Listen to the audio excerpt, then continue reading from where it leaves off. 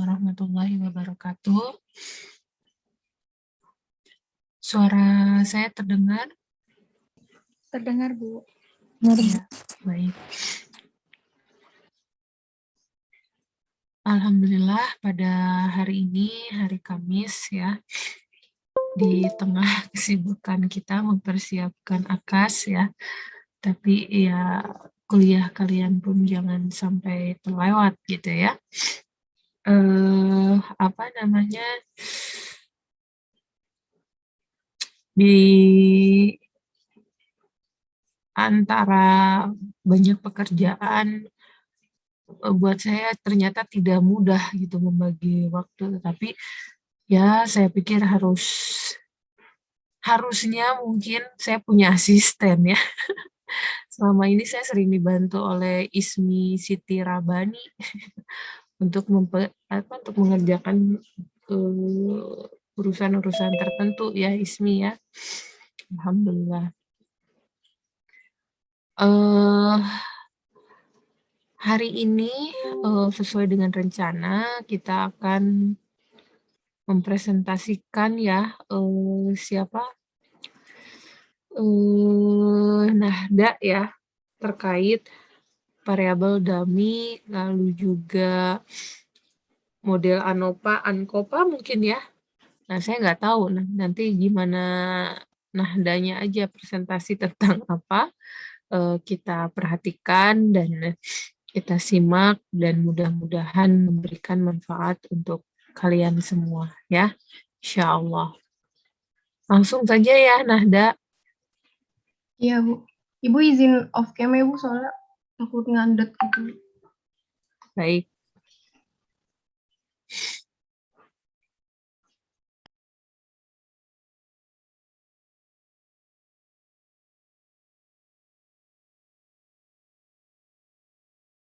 Udah kelihatan belum?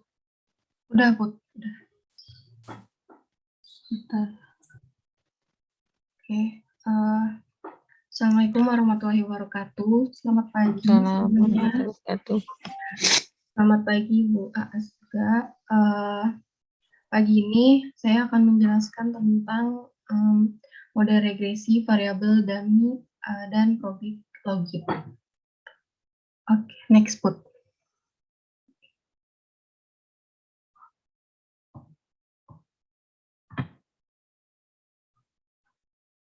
Oke.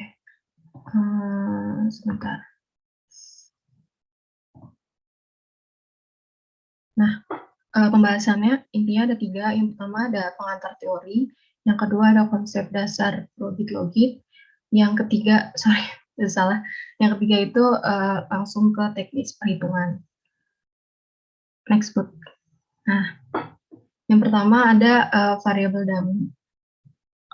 Pada setiap penelitian regresi itu kan tidak selalu faktor yang mempengaruhi variabel dependen itu tidak selalu independen yang bersifat kuantitatif atau angka, tapi terkadang juga dipengaruhi oleh variabel kualitatif atau variabel non-angka.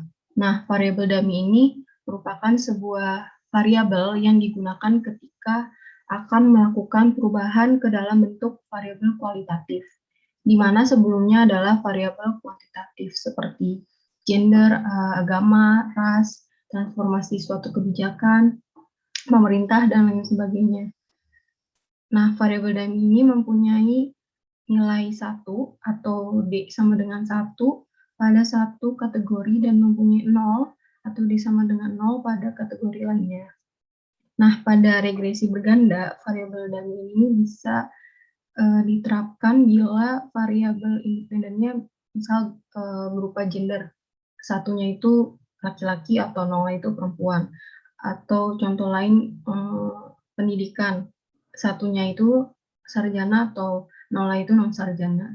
Nah, penggunaannya regresi berganda dummy ini bertujuan agar variabel terikat yang didasarkan atas satu atau lebih variabel bebas, di mana satu atau beberapa variabel bebas dalam penelitian sifatnya adalah dummy. Iya, Bu, Mangga. Oke, next, Bu.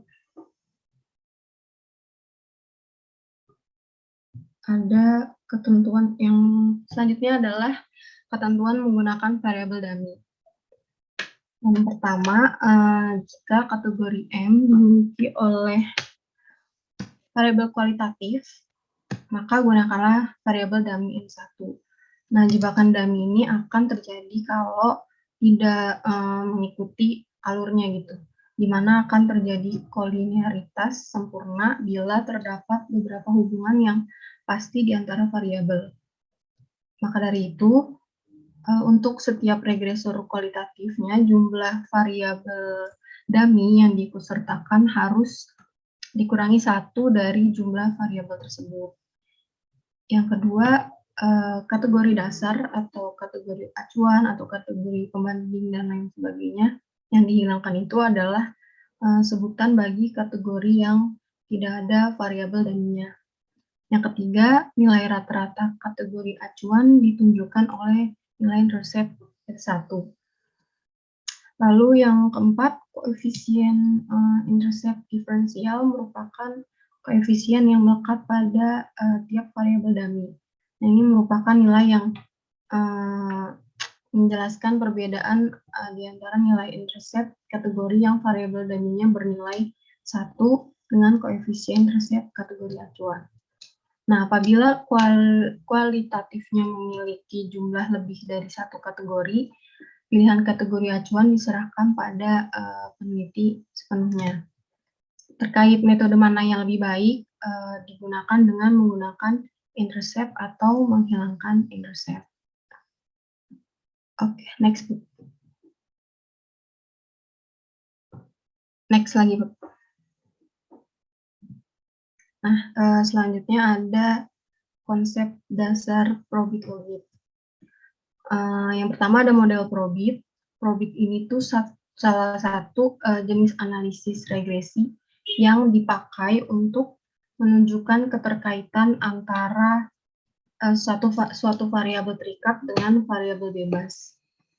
Variabel terikat atau yang biasa kita sebut Y, di mana skala perhitungannya itu bersifat biner. Dan variabel bebas atau yang biasa kita sebut X itu di mana skala pengukurannya memiliki sifat dikotomus, polikotomus, atau kontinu. Nah, model probit ini kalau misalkan dilihat lebih jauh ya, contohnya ini ambil contoh dari book chapter yang dikirim itu untuk melihat lebih jauh gitu realisasinya. Model probit ini contohnya misalkan diasumsikan bahwa pada contoh kepergian seseorang ke luar negeri atau tidak. Hal ini bergantung pada indeks 1i yang tidak terikat terlihat dan yang ditemukan oleh variabel bebas, yaitu pendapatan X1. Oleh karenanya, semakin besar indeks 1i, maka akan membuat semakin besarnya probabilitas seseorang untuk bisa pergi ke luar negeri. Maka indeks 1i dapat dinyatakan sebagai 1i sama dengan beta 1 ditambah beta 2 xi, di mana x ini adalah pendapatan individu. Jadi keputusan untuk seseorang untuk pergi ke luar negeri atau tidak itu dipengaruhi oleh pendapatan atau X1-nya. Itu. Next. Lalu ada model logit. Nah, model logit ini penggunaannya ditujukan untuk memberikan gambaran suatu keterkaitan variabel terikat dengan variabel bebas yang bersifat kategori kontinu atau kombinasi keduanya. Nah, kalau yang Nahda baca-baca atau Anda pelajari dari YouTube tuh peran probit logit ini nih, jadi semisal logit ini memberikan perhitungan yang atau hasil perhitungan yang tidak diharapkan gitu oleh peneliti atau ada beberapa hasil penelitian yang masih kurang. Nah, di situ peran probit ini nih yang memperbaiki kekosongan-kekosongan yang dihasilkan oleh logit gitu. Itu makanya kadang probit logit itu bisa dibilang sepaket juga gitu. Gitu. Next. Di sini ada selanjutnya pembagian model logit Ini kemarin sebenarnya udah dibahas sama Bu As, cuman Anda masukin lagi. Yang pertama ada model binary logit. Kalau model binary logit ini ada 2 kategori model dengan variabel terikat. Hanya kategorinya itu hanya 2 aja. Contohnya memberikan prediksi mengenai keputusan individu membeli suatu barang, beli apa enggak gitu. Jadi perbandingan iya atau tidak. Nah, kalau yang kedua itu model multinominal logit. Bedanya sama binary, kalau multinominal ini seperti namanya ya, variabelnya lebih dari 2 dan kategorinya itu mempunyai skala nominal. Contohnya model yang memberikan prediksi tentang ketetapan pemilih dalam memutuskan pilihannya antara partai sosialis, nasionalis, atau berbasis agama. Lalu ada model ordinal logit. Model ordinal logit ini adalah model yang di mana variabel terikatnya lebih dari 2 kategori dan memiliki skala ordinal. Contohnya, model yang memberikan prediksi mengenai ketetapan konsumen untuk belanja di pasar tradisional, semi modern atau modern. Oke. Oke, next put. Nah, ini ada perbedaan antara OLS atau regresi linear dengan logit. Nah, perbedaannya antara regresi linear atau OLS dengan regresi logistik ialah peneliti itu memperkirakan variabel terikat yang berskala dikotomi. Skala dikotomi di sini ialah skala data nominal yang dimiliki 2 kategori, misalnya iya dan tidak, baik dan buruk, tinggi dan rendah. Nah, OLS ini asumsinya bahwa error variance atau residual diwajibkan terdistribusi secara normal. Sedangkan kalau logit itu, asumsi tersebut tidak dibutuhkan karena ada regresi logistik mengikuti distribusi logistik. Oke, next put. Ya, langsung ke teknis perhitungan aja ya teman-teman. Yang pertama ada teknis perhitungan dummy. Yang kedua ada probit logit. Tapi sekarang ke dummy dulu. Next put. Nah, untuk yang dummy ini judulnya kurang lebih efektivitas kebijakan ekonomi pemerintah dalam bentuk pemberian paket sembako terhadap pertumbuhan ekonomi. Oke, next. Nah, sebenarnya kalau ini pakai EVIUS ya, mungkin teman-teman udah pada familiar lah. Sebenarnya nggak begitu jauh beda sama OLS kemarin. Kayak biasa aja gitu. Bahkan sistem pemasukan datanya pun sama. Yang pertama, profilnya biasa pakai yang reguler. Cuman frekuensinya juga biasa pakai annual. Nanti mungkin teman-teman bisa lihat perbedaannya dari yang di lingkaran ini dengan probit logit gitu. Tapi jelasin lebih jauh. Nah, masukin datanya kayak biasa aja. Di sini datanya 5 tahun ke belakang dari tahun 2013 sampai tahun 2017. Y-nya itu pertumbuhan ekonomi dan X-nya itu pembiayaan bank pada masyarakat. Kayak biasa lagi pakai metodenya least square Y dikali C, D15 itu maksudnya dummy 2015 ya, terus dikali X1.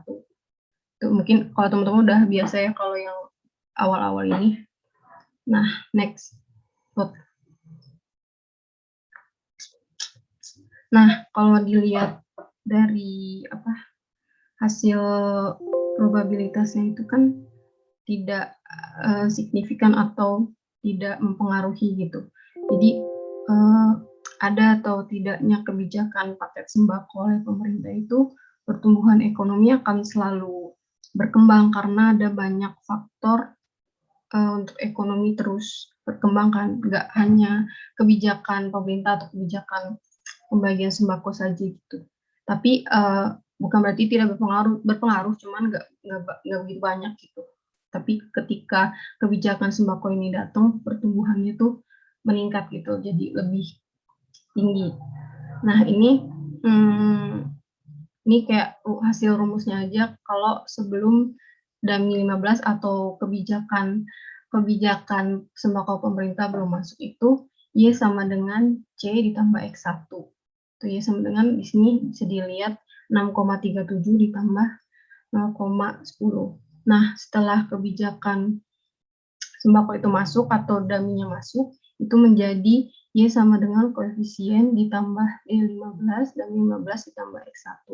6,37 ditambah 15,96 ditambah 0,10. Gitu. Next. Nah, seperti fungsi utama dummy ini kan menguji data kualitatif menjadi kuantitatif. Data yang non-angka menjadi data angka. Nah, jadi peran dummy di sini itu menghitung dan membandingkan sebelum adanya kebijakan pemerintah dan setelah kebijakan pemerintah muncul dalam pertumbuhan ekonomi. Jika dilihat dari hasil probabilitasnya yang tadi dijelasin, itu kan tidak signifikan atau tidak mempengaruhi. Ada atau tidaknya kebijakan paket sembako oleh pemerintah, pertumbuhan ekonomi itu akan selalu berkembang karena ada banyak faktor lain untuk ekonomi terus berkembang. Mungkin berpengaruh namun hanya sedikit. Namun setelah kebijakan ekonomi itu pertumbuhannya menjadi lebih tinggi. Oke, next. Yang kedua itu teknis perhitungan data probit logik. Cuman di sini Nahda pakainya probit langsung ke probitnya. Next. Kalau untuk probit, untuk teknis perhitungan probit itu judulnya pengaruh gender dan literasi terhadap keinginan membuka rekening di bank syariah. Nah, kenapa? Skripsi atau apa? Nahda? Kenapa, Ibu? Skripsi atau apa ini? Enggak, Bu, ini apa ya, bisa dibilang datanya tuh dibikin sendiri gitu loh, Bu.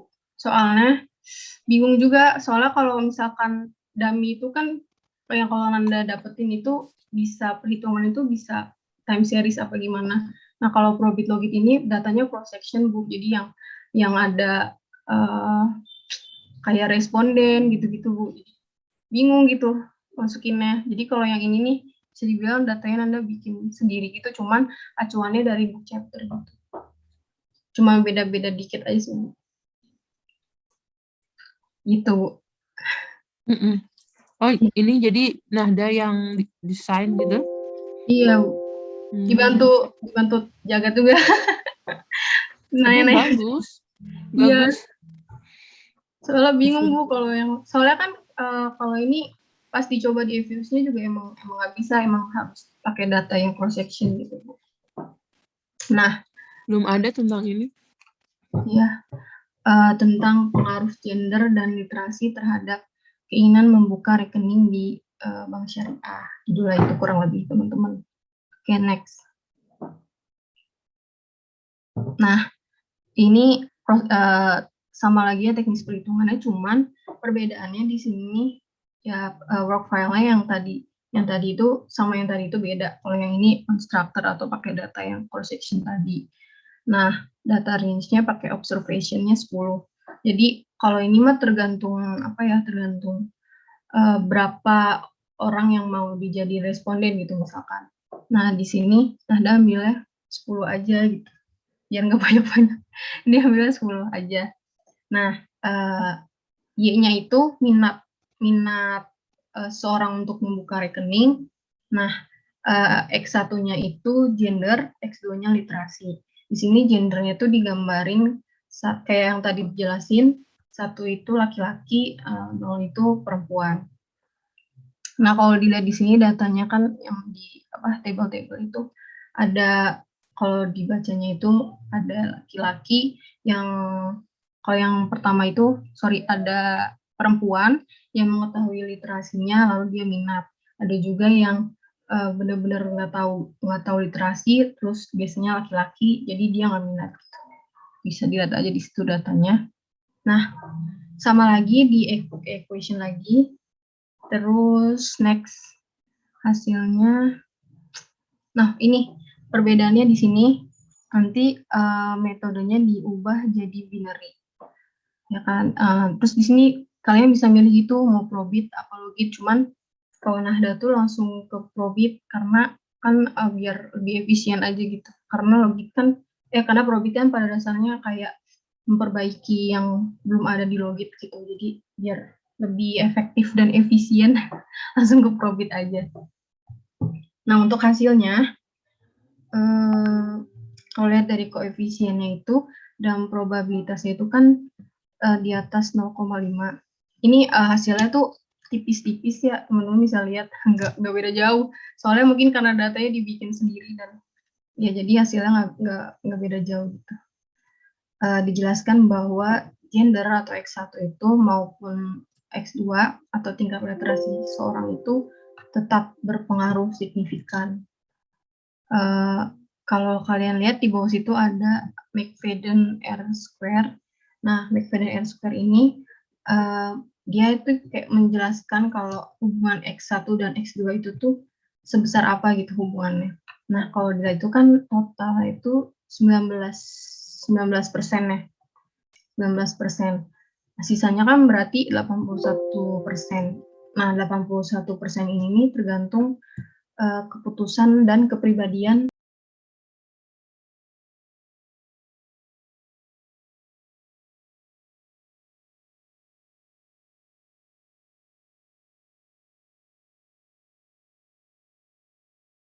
Next boot.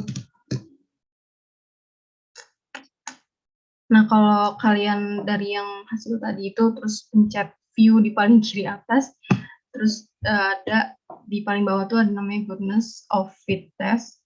Itu ada hasil namanya HL statistik.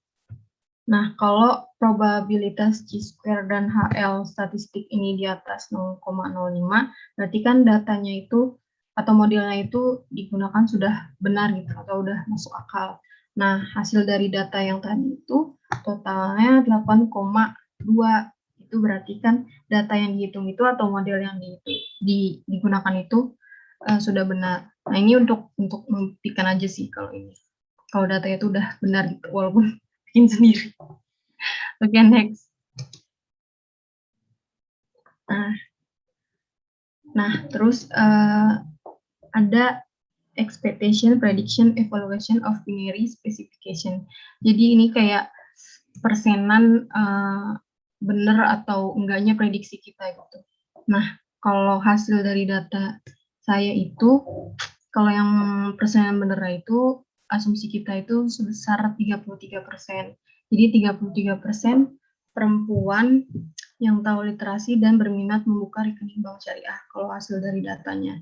Nah, sisanya itu 67% yang di dalamnya ada ya pria yang memahami literasi, tapi minat juga gitu. Ada wanita yang dia tidak memahami literasi tapi dia minat, ada wanita yang tidak memahami literasi jadi dia pun tidak minat gitu. Ada pria yang tidak memahami literasi tapi minat dan sebaliknya. Atau bahkan ada yang benar-benar nggak minat sama sekali gitu. Nah, pakai expectation prediction inilah untuk melihat benar apa enggak sih prediksi kita gitu. Oke, next. Melihat ini hasilnya summary-nya teman-teman. Melihat dari koefisien dan probabilitasnya di atas 0,05, hanya ada perbedaan tipis. Menjelaskan bahwa gender atau tingkat literasi X1 atau X2 itu tetap berpengaruh signifikan. Berdasarkan McFadden R-square melihatkan bahwa hubungan X1 dan X2 yang terlihat di dalam perhitungan sebesar 19%. Saya 81%, tergantung keputusan dan kepribadian antara laki-laki dan perempuan, dan tidak bisa dihitung di dalam penelitian. Jika probabilitas Chi-square dan HL statistik di atas 0,05, maka data yang dihitung itu atau model yang digunakan sudah benar. Nah, data yang tertera itu 8,2%. Berarti sudah benar dan sudah sesuai.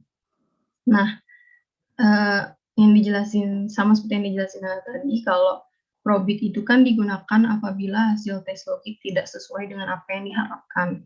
Sedangkan data yang disajikan langsung menggunakan metode probit karena dirasa lebih baik dan efektif.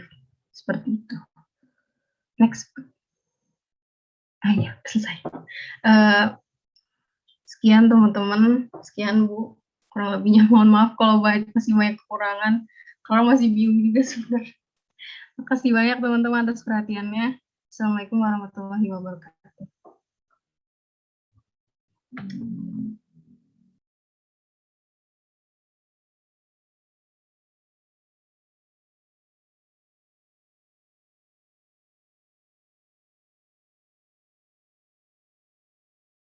Pun sebenarnya sama aja ya, model Anopa Ankopa itu. Silakan yang lain, kalau misalkan ada yang mau ditanyakan dari materi yang disampaikan terkait model dummy dan probit logit. Tentu sudah ngerti semua.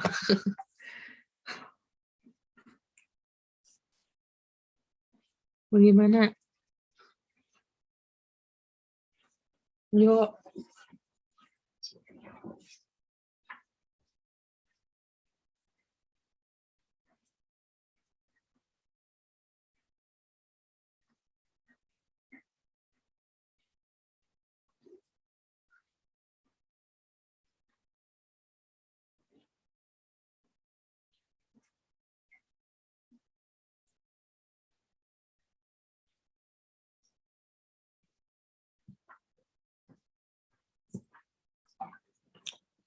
Sudah jelas?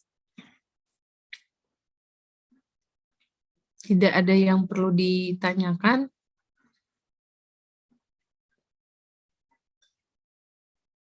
Terkait model dummy, gampang sih ya kalau udah pakai olah data, mainnya udah tinggal masukin, keluar angka, muncul, lihat signifikansi.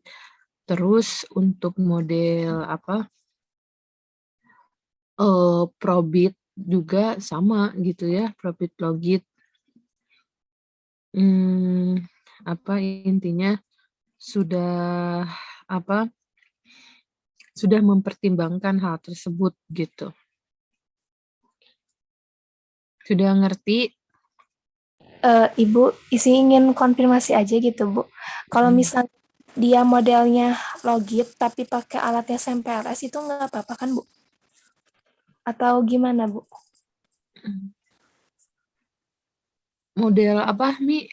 Jadi modelnya tuh dummy gitu, ada dummy-nya gitu, tapi dia kalau dummy mah bisa. Ya. Dummy bisa. Oh. Tapi alatnya tuh SMPLS gitu, Bu. Saya kemarin nemunya tuh gitu, ada jurnal yang kayak gitu, Bu. Apa judulnya, Mi? Judulnya di mana, Bu? Sebentar, Bu. Lupa lagi, Bu, ada di notebook. Nggak apa-apa, buka aja. Sebentar, Bu. Maksudnya biar jadi bahan ini juga buat kita. Bahan pelajaran.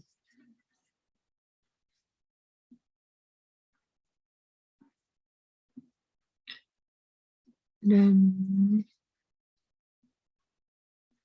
kalau sebagai variabel X,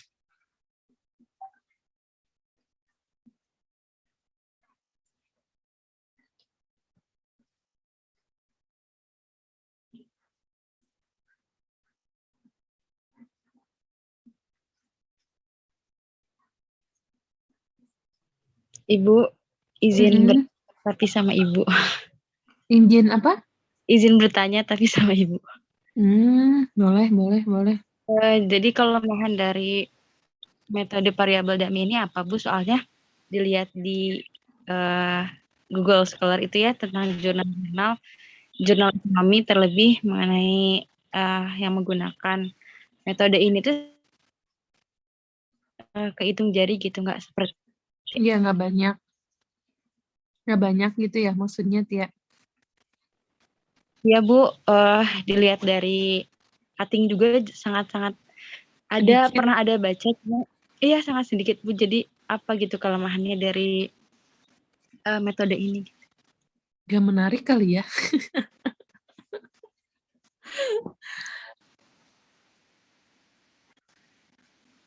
Iya, betul. Iya, betul. Ya itu maksud saya nggak menarik itu karena ya kualitatif gitu. Walaupun ya sebenarnya nggak gitu juga gitu. Kalau penasaran mah bisa gitu kan. Mau pakai dummy variabel sebagai salah satu variabel X bisa gitu ya.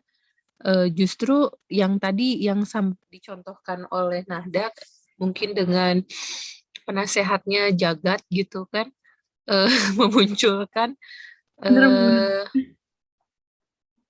apa namanya, memunculkan gender gitu ya, yang seperti itu, ya saya mah suka gitu. Maksudnya ada sesuatu hal yang baru gitu, yang belum muncul ya, belum banyak, bukan belum banyak, memang belum ada kayaknya. Dan itu kalau memang niat diteruskan menjadi skripsi, itu bagus gitu. Karena ada sesuatu yang baru gitu. Bisa Nahda kalau mau itu sama saya pembimbingnya. Karena Oh memang iya, saya boleh Bu.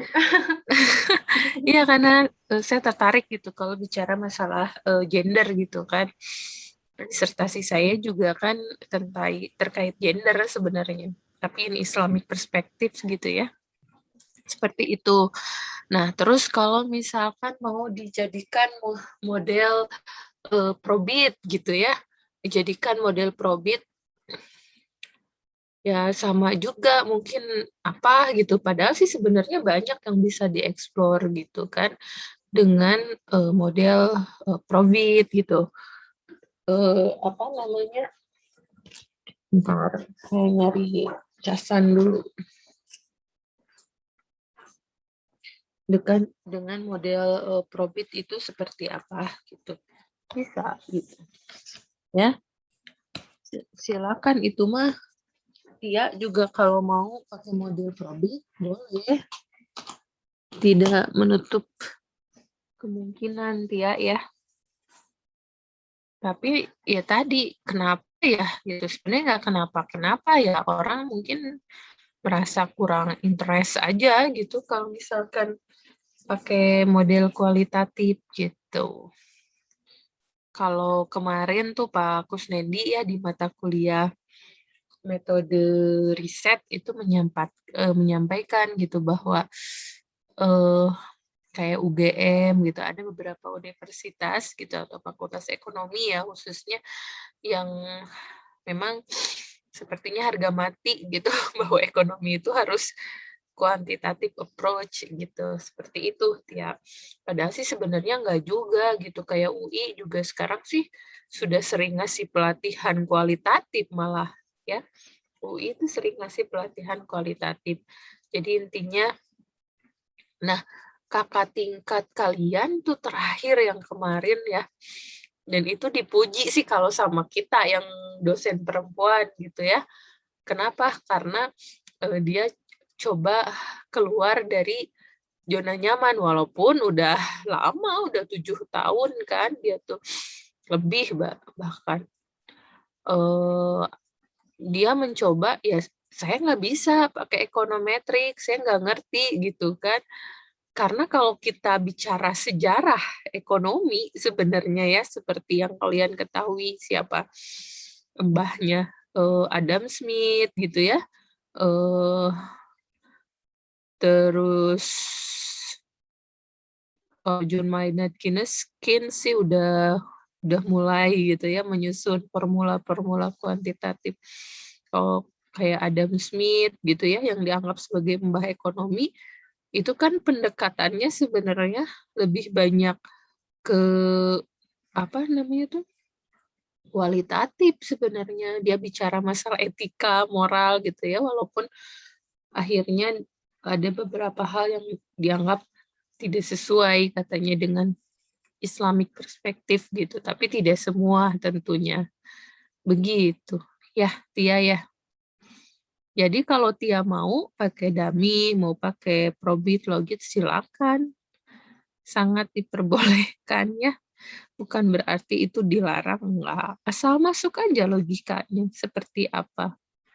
Saya senang gitu kalau ada mahasiswa yang mencoba ingin sesuatu yang baru gitu.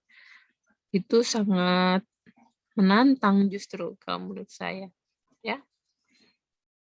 Mana Ismi teh? Ismi Ya, mah. hadir, Bu. Ada nih. Ada. Di HP tapi, Bu. Oh, Judul. ya sok atuh share screen. Oh, saya scan aja, Bu. Iya, itu kan biar orang lain tahu gimana contohnya yang dummy di variabel apa di model SMPLS ya. Iya, kayaknya, Bu, ini teh. Tapi kalau lihat indikatornya teh, bentar, ini udah kelihatan belum? Udah ya? Udah. Nah, ini, Bu. Jadi judulnya teh, Awakap asa kenal ya jurnalna, jurnal BWI ya. ya, Bu, betul. Diana Yulianti dari Universitas mana? Ya, Oh ya, luar. Resi. Ya, Bu. Pengaruh pengetahuan, tingkat pendapatan, dan tingkat pendidikan terhadap minat masyarakat berwakaf uang. Oke. Langsung. Jadi kumaha intinya mah minat masyarakatnya rendah. Ini tehnya geus katebak ya. Model-model gini. Mungkin Oke. isu itu bingung ininya, Bu. Kan tingkat pendidikan kalau misalnya didamikan tuh kan bisa juga ya, Bu. Bisa. Ya, tapi isu lihat ke bawah, dia teh variabelnya teh kayak gini, Bu. Sebentar.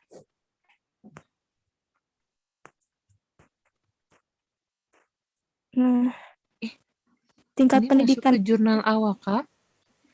Iya, Bu, ini yang BWI. Gitu banyak kita gak bisa. Saya belum pernah nyoba sih memang. Iya, Bu.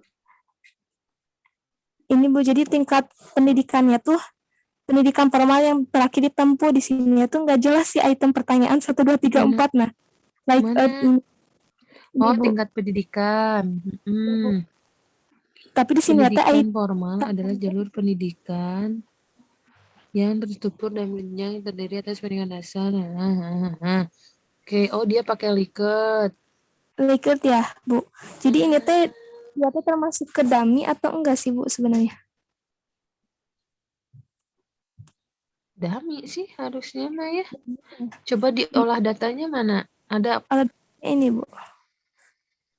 Ini mungkin uji validitasnya, Bu. ya itu uji validitas. Ini realitasnya. Nah, ini model strukturalnya, Bu, SMPLS-nya, Bu. X berapa tadi teh yang tingkat pendidikannya? Ya X3, Bu. X3. Nah, X-nya tuh ada berapa? X-nya ada 3 juga, Bu. X1 tuh tadi apa? Pendapatan ya? Pengetahuan. Pengetahuan. X2 pendapatan. X3 baru tingkat pendidikan.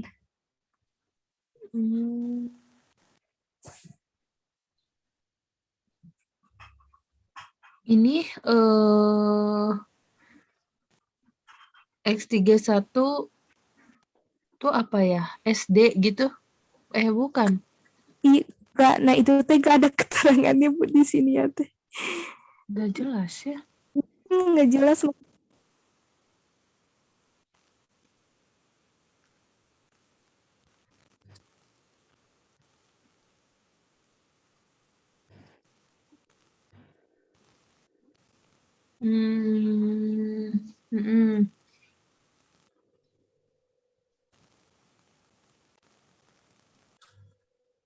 Bukan kayak misalnya SD sama dengan 1, SMP sama dengan 2, kayak gitu bukan? Ya gitu.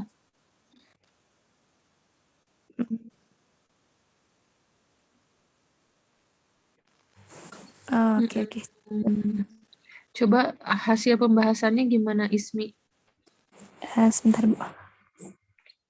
Enggak ya waktu itu. Ini hasil pembahasannya itu pengetahuan positif, variabel pengetahuan berpengaruh positif dan signifikan terhadap minat masyarakat berwakaf uang.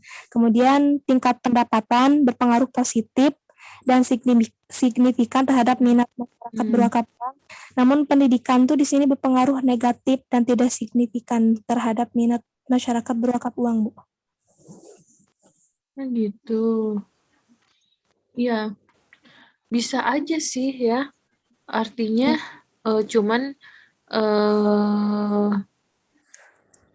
ya sangat mentah mengartikan pendidikannya berarti ya Ismi. Maksudnya bisa gitu ya dengan ini pendidikan di level SD, misalkan ini SMP, ini SMA. Kalau mau diperdalam gitu ya, bagaimana mengartikan pendidikan itu bisa lebih luas sebenarnya ya. Maksudnya kalau dulu, saya juga menggunakan variabel pendidikan, tetapi pendidikannya itu dipecah. Ada pendidikan formal, ada pendidikan informal. Nah, pendidikan formal itu diturunkan lagi gitu kan. Saya juga dulu menggunakan SMPLS ya sama ANP. Diturunkan lagi gitu. Pendidikan informal itu misalkan berupa kajian gitu ya. Sering mengikuti kajian, misalkan majelis taklim gitu ya. Terus ada beberapa lah indikator dari pendidikan informal. Terus untuk yang pendidikan formal juga diturunkan lagi gitu. Jadi ada beberapa indikator gitu. Ya dibuat lebih luas lah gitu. Bisa sih seperti ini juga, cuman terlalu mentah ya kalau menurut saya. Karena Jadi, proses pendidikan itu kan bukan hanya di sekolah saja ya. ya betul. Gitu sih. Tapi kalau Ismi mau ngikutin boleh. Cuman penasaran aja gitu. Berarti ini mah Iya. mungkin tingkat pendidikan itu nggak dijelasin gitu ya. Apakah SD, SMP-nya tuh apa gitu yang mempengaruhi? Ya, betul. Jadi terlalu, kalau menurut saya ya, terlalu sempit mengartikan pendidikan itu sendiri gitu. Ya betul-betul. Ya Tapi Bu, bisa dari masuk jurnal awakaf ya udah bagus loh. kalau jurnal awakaf tuh Sinta berapa gitu Bu? Kayaknya belum, baru sekarang tuh kembangkan oleh Pak Irfan, Pak Radit. Ya, ini tahun berapa? 2020 ya. Ini 20 Bu. Dikembangkan oleh Pak Irfan, Pak Radit untuk bisa lebih bagus lah mungkin tujuannya. Pak Irfan kan asalnya di Basnas kan, sekarang mau pindah ke sini ke BWI. Ya gitu ya Ismi.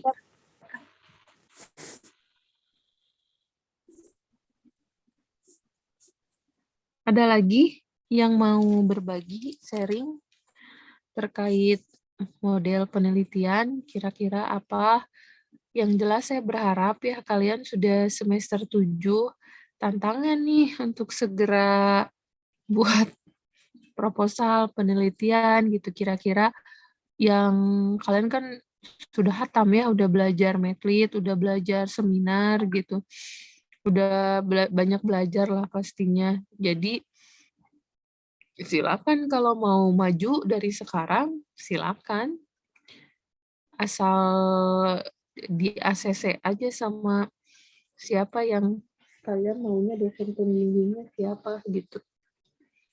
Ya. Ya Bu, Jelas. sama Ibu. Kalau mau milih dosen pembimbing gimana Bu? Bebas aja.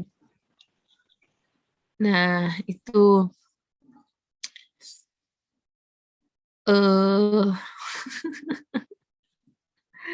saya juga harus diskusi ya sama dosen lainnya. Nanti khawatir ada yang cemburu sama saya gitu.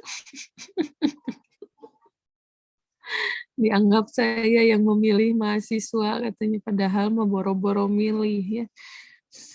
Saya tuh maksudnya isu yang dulu muncul, makanya saya dicoret dari dosen seminar ya. Awalnya adalah ketika ini bukan tujuan ini ya, nggak tahu boleh atau enggak ya Ustadz Jagat, yang jelas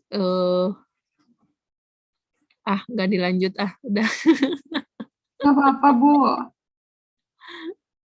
Jadi penasaran, kayak udah tahu sendiri lah pasti arahnya kemana gitu. Jadi ya mohon doanya aja gitu. Ya gitulah ya udah.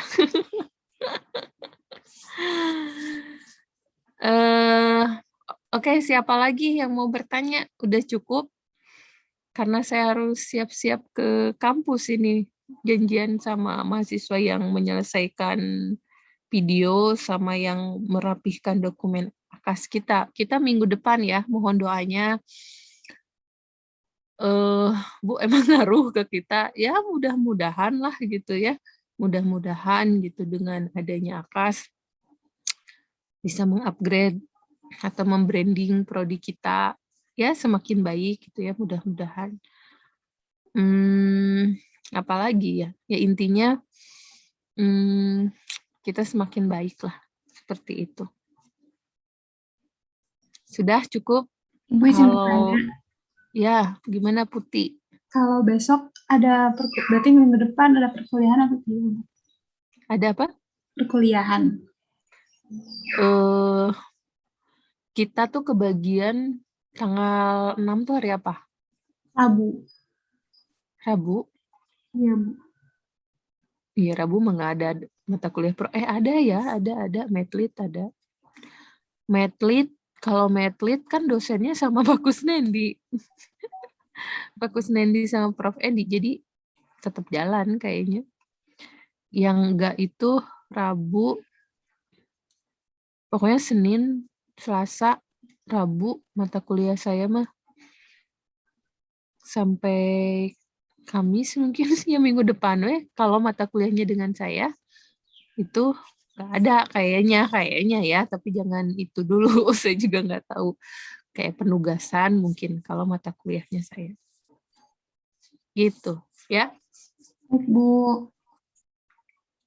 Oke, kita akhiri dengan hamdalah, alhamdulillahirabbil alamin, dan doa kifaratul majelis. Subhanakallahumma wa bihamdika asyhadu alla ilaha illa anta astaghfiruka wa atubu ilaik. Terima kasih ya. Siapa yang suka setor yang tidak hadir teh? Ismi ya? Ismi lapor ya. Ya, oke, baik. Terima kasih. Assalamualaikum warahmatullahi wabarakatuh. Waalaikumsalam. Waalaikumsalam warahmatullahi Terima kasih, Bu. wabarakatuh.